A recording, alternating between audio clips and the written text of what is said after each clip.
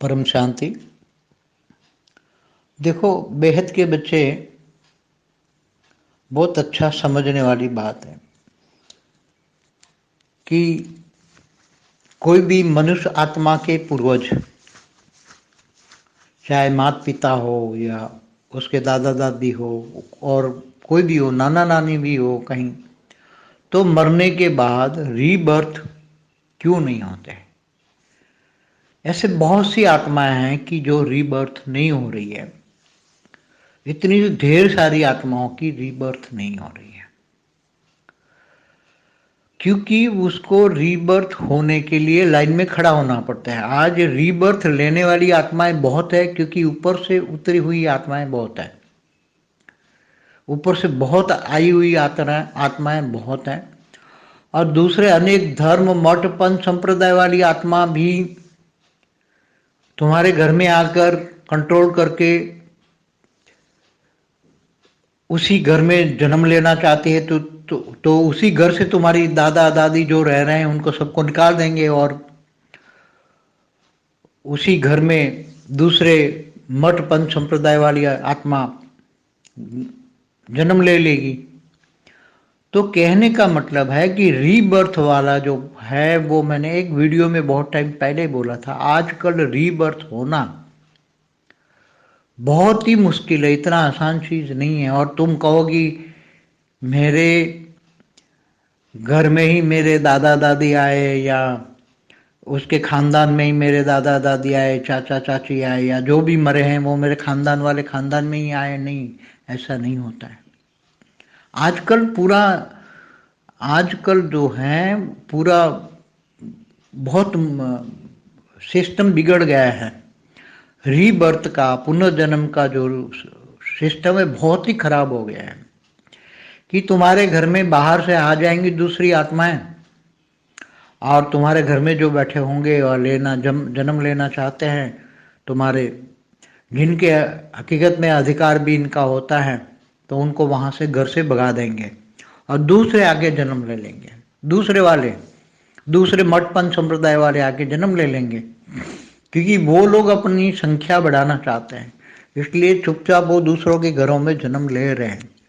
चाहे कोई भी अनेक धर्म मठ पंथ संप्रदाय, उसमें से कोई भी तुम्हारे घर में घुसेगा। आजकल यही हो रहा है, तुम्हारे घर में घुसेगा और तुम्हारे जो घर में रह रहे हैं तुम्हारे ही दादा दादी नाना नानी को जन्म नहीं मिलेगा। क्यों ऐसा हो रहा है? क्योंकि जो घर में बैठी हुई आत्माएं हैं, पूर्वज, सभी के पूर्वज की बात करता हूँ, सारे दुनिया भर को एक कायदा लागू पड़ता है। आजकल तुम्हारे पूर्वजों को जगह नहीं मिलेगी क्योंकि अलग अलग धर्म की आत्मा या मठपत संप्रदाय की आत्मा उनको घर से खदेड़ के बाहर निकाल देते हैं। इसलिए वो तो बेचारे जाके मंदिरों में जाके बैठे रहते हैं क्योंकि उनको घर में जगह नहीं है। तुम्हें पता भी नहीं लगेगा कि तुम्हारे घर में किसने जन्म लिया है और तुम्हारे घर में कौन रहा है। तुम समझोगे नहीं मेरे पूर्वज है और मेरे पूर्वज ने मेरे बच्चे के रूप में घर में जन्म लिया है, मगर तुम्हारे बच्चे के घर में जन्म लिया है वो तुम्हारा पूर्वज नहीं है, वो बच्चे का दादा नहीं है, वो तो बैठा है दूसरे मठपंथ संप्रदाय वाले।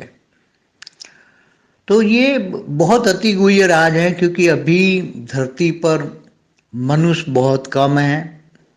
बहुत कम लोगों को मनुष्य जन्म मिलता है और मनुष्य जन्म लेने वाली इच्छुक आत्माएं 1000 गुनी हैं। इच्छुक आत्माएं कि मुझे जन्म लेना है, तो जो आत्मा ज्यादा कैपेबल हैं वही आत्मा जन्म ले पाए, उसका पूरा ग्रुप लेकर आएगी। 100-200 आत्मा का पूरा ग्रुप लेकर उसके घर में घुस जाएंगे कि उसको बच्चा पैदा करना है। उसका संकल्प पकड़ के कि यहाँ बच्चा पैदा करना चाहते थे, बाहर का एक दूसरे मठपंथ संप्रदाय का ग्रुप आ जाएगा, वहाँ 100-200 आत्मा आ जाएगी और घर में जो जन्म कर्मों के हिसाब से जन्म लेना है, उसका हिसाब किताब से जन्म लेना चाहती हैं, वो आत्मा को वहाँ घर से खदेड़ दिया जाएगा, दूसरा प्रवेश कर जाएगा और दूसरा जन्म ले जाएगा। आजकल यही हो रहा है सूक्ष्म जगत में। ये मैंने उस पर बहुत डिटेल में स्टडी की है, मेरे पास डिटेल में स्टडी है उसमें। और मेरे पास कई प्रूफ भी हैं, मगर प्रूफ देने से कोई समझ नहीं पाएगा, क्योंकि ये यहाँ धरती पर आज ऐसा हो रहा है कि अब न्याय व्यवस्था तो जैसे स्थूल दुनिया में देख रहे हो ना, न्यायालय में न्याय व्यवस्था तारीख पे तारीख, तारीख पे तारीख, तारीख पे तारीख हो रही है ना, ऐसे सूक्ष्म जगत में भी कोई न्याय व्यवस्था नहीं है। जो ऐसी घर में बैठी हुई आत्मा है, इनको घरों से भगाकर दूसरी आत्माएं बैठ जाती हैं, और उनकी ये ऐसी आत्माओं की परेशानी होती कि उनकी आत्माओं को सामना करने की पावर नहीं है। उसको स्थूल स्थूल देख रहे हो आप, स्थूल जगत में भी रिएक्शन देख रहे हो, क्योंकि हिंदुओं का कन्वर्जन मुसलमानों में, क्रिश्चियनों में, कबीरपंथियों में, या इधर उधर आप देख रहे हैं, क्यों हुआ, किसने किया, ये सभी सूक्ष्म जगत हो, और आज उसमें सूक्ष्म में बहुत बड़ा काम हो रहा है। इसलिए, और जब आपके पास ज्ञान है, योग है, तो योग बल से जब अंतिम समय में जब आप अपनी योग बल से वेक से अवेक बनोगे, आत्मस्वरूप बनोगे, तब तुम्हारे पास तो इतनी पावर होगी, तुम ऑटोमेटिक, तुम्हें कोई फिर देह और देह के संबंधी याद नहीं रहेंगे। जब तुम आत्मस्वरूप बनोगे, जब तुम्हारे दूसरों को मुक्ति, जीवन मुक्ति देने का पावर आएगा, तब तुम्हें देह और देह के संबंध याद ही नहीं होंगे। जब तक तुम्हें देह और देह के संबंध याद है, तब तक तुम देहभान में हो, ये सोच लो। जब तक तुम्हें किसी देह और देह के संबंध वाले का नाम भी याद है, तब तक तुम देहभान में हो। जब तक सारे देह और देह के संबंध से, आवाज से परे, इसलिए जिनकी स्टेज देखते हुए न देखो, सुनते हुए न सुनो, वाणी से परे, आवाज से परे, उपराम अवस्था रहते हैं, बुद्धि ऊंचते ऊंच परम धाम में ऑलवाइटी के सामने रहती हैं, और उससे हमेशा निरंतर पावर लेती है, उनकी स्टेज बनती हैं। इसलिए जब तक तुम किसी देहधारी को, किसी एक को भी याद करते हो, तो तुम्हारा सारा पावर, योग में लिया हुआ पावर उसके पास चला जाता है, और उसके पास नहीं जाता, उसके पास और भी आत्माएं बैठी हैं, और वो ले लेती हैं आत्माएं। थोड़ा कुछ जो पावर इकट्ठा होता है योग बल से, वो दूसरों को, इसलिए पहले ऋषि मुनि जंगल में चले जाते थे, किसी को याद नहीं करते थे, केवल एक अपने इष्ट देव को याद करते थे, इष्ट देव में खो जाते थे, रमण हो जाते थे, इष्ट देव में इतनी खो जाती, उनको इतना प्यार करते थे, प्यार करते करते उनकी अवस्था लवलीन हो जाती थी। तो वो अपने आप को नहीं देखते, वो उसी में, मतलब वही रूप को धारण कर लेते, मतलब वही जैसे वो है, याद करते करते वही बन जाते थे, और उनका साक्षात्कार भी होता था। तो उनको उसी टाइम पर न खाने की, पीने की कुछ जरूरत नहीं पड़ती थी। जब तुम इतनी हाई क्वालिटी आत्मा में याद करते हो, हाई क्वालिटी आत्माओं को याद करते हो, और याद करते करते करते देहभान खत्म हो जाता है, केवल उसमें ही रमण करते हो, इष्ट देव के सिवा कुछ भी नहीं याद, कुछ भी नहीं याद, और इतनी गहराई में डूब जाते हैं, तो तुम्हारे सबकॉन्शियस माइंड, अनकॉन्शियस माइंड में भी वो तुम्हारा इष्ट देव है। तो इष्ट देव में तुम इतनी उसको समाधि, इष्ट देव में घुस गए, मतलब समाधि अवस्था, वहां तुम्हें देहभान भी नहीं है, देह का पता भी नहीं है, कुछ भी याद नहीं है। तुम्हारे कानों में भी किल ठोक जाए तो भी तुम्हें याद नहीं होगा, केवल तुम्हारे उसी टाइम तुम्हारी आत्मा दसम द्वार से भी ऊपर शास्त्रागार में होगी। इसलिए ऐसी अवस्था को समाधि अवस्था कहते हैं। तो ऐसी स्टेज, आत्मा की ऐसी स्टेज घर गृहस्थ में रहकर बन सकती है, मगर मुश्किल ये है कि हम देह और देह के संबंध को न चाहते हुए भी याद करते हैं, और थोड़ा कुछ आधा घंटा योग किया और फिर किसी को याद किया तो पूरा चला जाता है। निरंतर कर्मयोगी रहने से जब ऐसी स्टेज बनेगी, बननी तो है, अंत में बनेगी सबकी, तो तुम जितनी मर्जी चाहो इतने लोगों को मुक्ति, जीवन मुक्ति दे सकते हो, और सभी की ड्यूटी है, सभी को मिलेगी। मगर अभी तुम किसको कहोगी मुक्ति, जीवन मुक्ति मिलेगी? नहीं। मगर जो ये भूत निकालने वाले जो जाते हैं या कहीं भी जाते हैं, जैसे आपने कई बात बताई, मैंने सुनी ऐसी कि करोली सरकार, तो वहां उसने हवन किया, ये किया। देखो, पहले भी देवी देवता भी के लिए भी हवन करते थे, पहले भी देवी देवताओं को खुश करने के लिए हवन करते थे।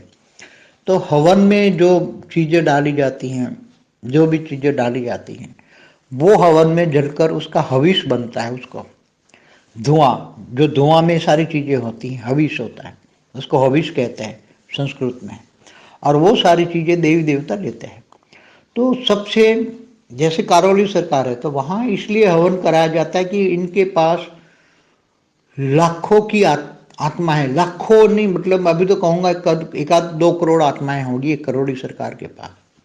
क्योंकि वहाँ जो ये आत्माएं होती हैं उनको वहाँ ये लोग कहते हैं मुक्ति दी है, तो वो आत्माएं वहाँ से उनको आपके शरीर से निकाल देते हैं।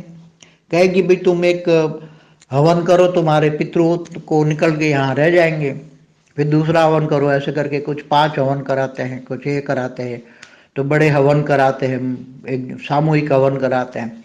तो हवन तो वहाँ रहने वाली आत्माओं के लिए, और जो काम स्पेसिफाइड वहाँ जो काम करने वाली आत्मा है उनको बल देने के लिए वो हवन कराया जाता है।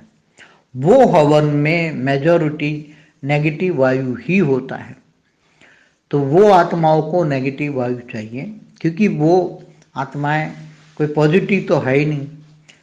अगर पॉजिटिव आत्मा हो तो वो किसी को घर में बैठे तीन ना हो, ऊपर जाके कई मंदिरों में जाके या पहाड़ों में जाके तपस्या करती है। जो अच्छी आत्मा है धरती पर, वो पूरा हिमालय का पहाड़ अलग अलग ग्रुपों में भरा पड़ा है। पूरा हिमालय जहाँ जहाँ धर्म स्थान है, जहाँ जहाँ भी हैं, तो 1 किलोमीटर से 10 किलोमीटर तक पूरे सूक्ष्म जगत में इतने भरे पड़े हैं अच्छी आत्माओं से। वो तपस्या करते हैं, किसी के घर में नहीं बैठे रहेंगे। तो जो घर में बैठी हुई आत्मा है वो एकदम तमो प्रधान है, कहीं जा नहीं सकती। कहीं बाहर जाए तो दूसरी आत्माएं उसको परेशान करती हैं, क्योंकि इसकी आत्माओं में शक्ति नहीं है, इसलिए दूसरी आत्माएं उसको परेशान करती हैं, इसलिए घर में बैठी रहती हैं। मगर आज भी मैं समझाऊं कि हिंदुओं के घर में भी कई दूसरी ग्रुप आकर जन्म ले रहे हैं। सूक्ष्म जगत में इतनी हलचल है, इतनी हलचल है, यही है। इसलिए ये बहुत गहरा ज्ञान है उसमें। अब ये करौली सरकार में कोई जाके जो हवन करता है, ठीक है, आत्मा वहां पकड़ लेती है, मगर वहां से दूसरी, मतलब और कहीं भी जाओ, मतलब ऐसे तो अनेक धाम है जो जिसको आत्माएं निकालने वाले तो बहुत है, क्योंकि बेहिसाब आत्माएं धरती पर हैं। केवल हिंदुओं में तो हैं ऐसा नहीं है, दूसरे अनेक धर्मों में भी बैठी हुई हैं। सभी मरकर जो गए हैं वो सब यहाँ बैठी है। ऊपर से कुछ आत्माएं आकर यहाँ वायुमंडल में रहती हैं, फिर धीरे धीरे वायुमंडल में जन्म नहीं लेती तो भी वायुमंडल का प्रभाव उसमें आ जाता है, और वो भी भूत प्रेत जैसे बन जाती है, नेगेटिव बन जाती हैं। तो बेहिसाब जो मनुष्य, इससे कई गुना आत्माएं जन्म लेने को तैयार है, मगर जन्म नहीं मिलता। और आत्माएं ये जो भूत प्रेत निकालते हैं ना, वो जिसके में से आत्माएं निकाल दी, चल तेरे में तेरे पूर्वज बैठे थे, 2-3 निकाल दिया, उसको अपने पास रख लिया, कैप्चर कर लिया, तो अपने पास दूसरे 2-3-4 घुसा दिए उसमें। तो वो जाते हैं, थोड़े दिन अच्छा रखते हैं, फिर बाद में वापस में दोबारा आ जाते हैं। ऐसे लगभग ऐसा मैंने देखा है। दिव्य आत्मस्वरूप में बैठा हूं तो ये सब दिखाई देता है। जब मैं कोई वीडियो ऐसा देखूं तो क्या प्रोसेस हो रहा है वो सब दिखता है मेरे को, ये सब। मगर सबसे बड़ा ये सब इन लोगों के पास जाने के बिना, ज्ञानी तो आत्माओं को केवल आत्मस्वरूप से अपने घर का वायुमंडल थोड़ा परम शांति से भर दें, और घर का वायुमंडल थोड़ा चेंज करें, अच्छा करें, तो कम से कम ऐसी जो घर में बैठी हुई नेगेटिव आत्मा है इनको ज्ञान सुनाए। वीडियो यूट्यूब का वीडियो चालू करके रख दे तो बैठी हुई आत्माएं ज्ञान सुनेगी। कोई हो सकता है थोड़ी 2 शब्द तो समझ पाए, तो वो शांत हो जाए, तो कब परेशान ना करे किसी को। यही एक अल्टीमेट लक्ष्य है, आत्मस्वरूप बनना, पार उतारना, और अंत में सबको मुक्ति, जीवन मुक्ति तो मिल ही जाना है। अपने देह और देह के संबंधों को तुम याद करोगे तो कुछ नहीं मिलेगा। अभी भी उनको ज्ञान से जज करो। और ऐसे भूत निकालने वाले चाहे कोई भी हो, कोई भी हो, चाहे हवन कराए, वो कराए तो कराए, वो वहां आत्माओं को निकाल के अपने पास रख लेते हैं। हाँ कई अच्छे हैं तो ऐसे हवनों द्वारा उन आत्माओं को ये हविष देते, माना खाना देते हैं इस आत्माओं को, और बाद में इनको मुक्ति नहीं मिलती। ये कहते क्या उनको मुक्ति मिल गई, मुक्ति नहीं मिलती। वो बहुत बड़ा ग्रुप बनाते हैं, आत्माओं का बहुत बड़ा ग्रुप होता है और इनके द्वारा काम करवाया जाता है। मगर बाद में जब इतनी आत्माएं हो जाती है तो जो आता है हम कहीं इधर उधर भाग जाते हैं आत्माएं सब। ये बहुत बड़ी गहरी बात है। अब कैसे समझाऊं मेरे को समझ में, क्योंकि ये सब बातों में, हद की बातों में, ये सब हद की बातें हैं। हद की बातों में बहुत बेहोद बातें हैं, अनेक बातें हैं, मगर समझाना और उसके लिए समझाना मेरे पास शब्द नहीं है। परम शांति।